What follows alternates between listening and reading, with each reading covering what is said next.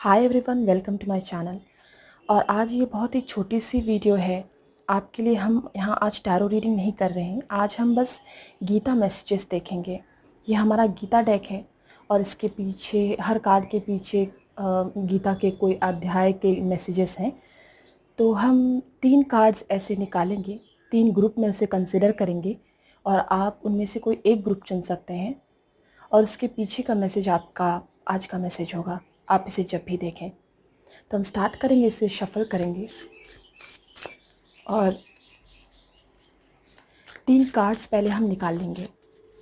उसमें से आप जिस भी कार्ड को ड्रॉन फील करें आप उसको चुन लेंगे और वो आपका मैसेज होगा। ये गीता मैसेजेस भगवान की ही वचन है guys, not specific to Hindu religion. आप इसे विजडम नॉलेज समझ सकते हैं, विजडम और विजडम वर्ड समझ सकते हैं। ये है विजडम, विजडम की बात हो रही थी। ये पहला कार्ड है गाइस, इसके पीछे आपके लिए स्पेसिफिक मैसेज है। तो आप इनमें तीनों में से कोई एक कार्ड चुन लेंगे और फिर हम उसके पीछे का मैसेज पढ़ेंगे। ये दूसरा कार्ड है इटर्नल सोल का।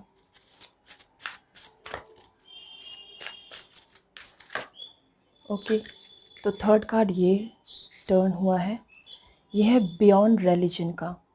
तीनों में से आप कोई एक कार्ड चूज़ कर लीजिए गाइस और फिर हम इनके पीछे का मैसेजेस पढ़ेंगे एक एक करके।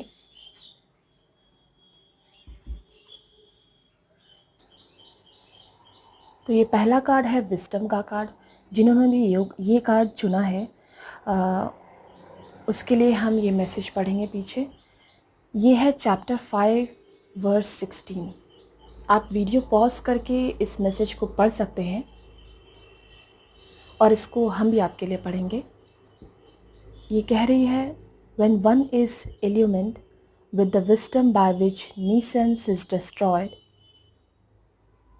then this knowledge lights up all things, just as the sun reveals the world at dawn.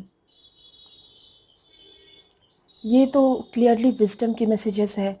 जब भी आपको वो परम ज्ञान होता है तो आप वर्ल्डली चीज़ों से उतना आपको पता लगने लग जाती है कि कितनी नश्वर हैं, कितनी टेम्परेरी हैं, और वो अटैचमेंट नहीं होती जो कि एक अनहेल्दी लिविंग स्टाइल को एनकरेज करने लग जाती हैं।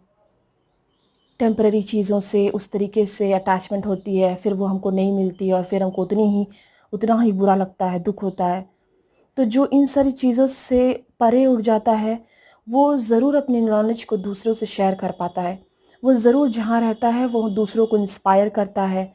सूरज की ही तरह वो दूसरों के को ब्राइटन करता है, वो रास्ता दिखा पाता है।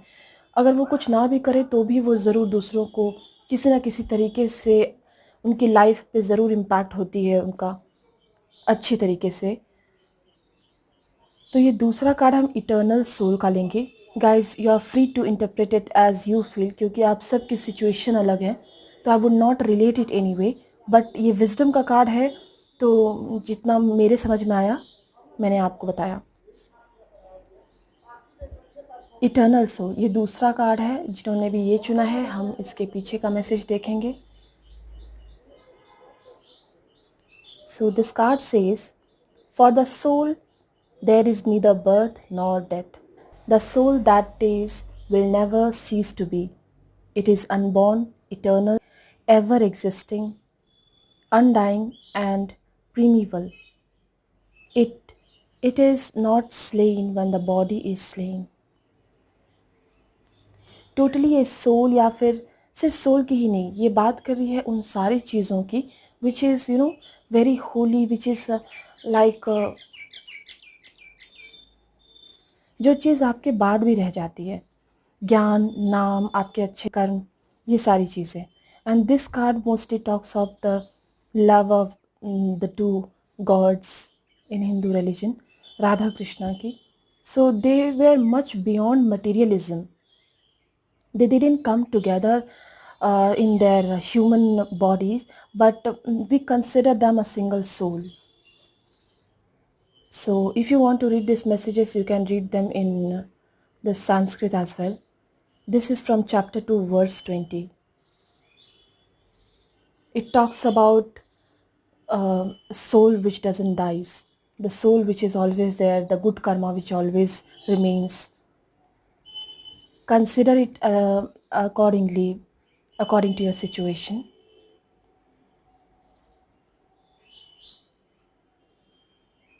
And now the third card is beyond religion.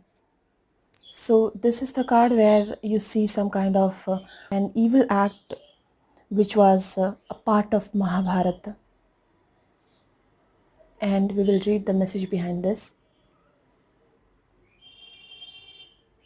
तो ये कहती है, think of me always, be my devotee, sacrifice to me and bow down to me. Do this and you will come to me.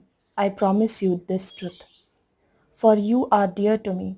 Give up all other duties and varieties of religion and simply surrender to me. I shall deliver you from all sin. So have no fear. So here I want to tell you something. ये वो incident है जहाँ पे द्रौपदी का चीर हनन वाला ये पार्ट है इस महाभारत का, ये चैप्टर 18 वर्स 65-66। तो यहाँ पे हमको ये भी पता है इस बारे में कि जब तक द्रौपदी वो ईच बिट ऑफ अपना ईगो नहीं छोड़ती है और कृष्ण को डिवोटिंगली सरेंडर नहीं करती है, तब तक she didn't receive help. This was the biggest message that was hidden in this scene as well. तो यहाँ पे कंप्लीट सरेंडर डिवाइन को होती है, और डिवाइन को सरेंडर आप ईगो पहले त्याग कर करते हैं. With the ego you can't serve the holy light, you can't serve that energy, that universe you believe in. So think of me always is think of the divine always, think of him always and you will be आप उनके vibration में ज़्यादा रहेंगे,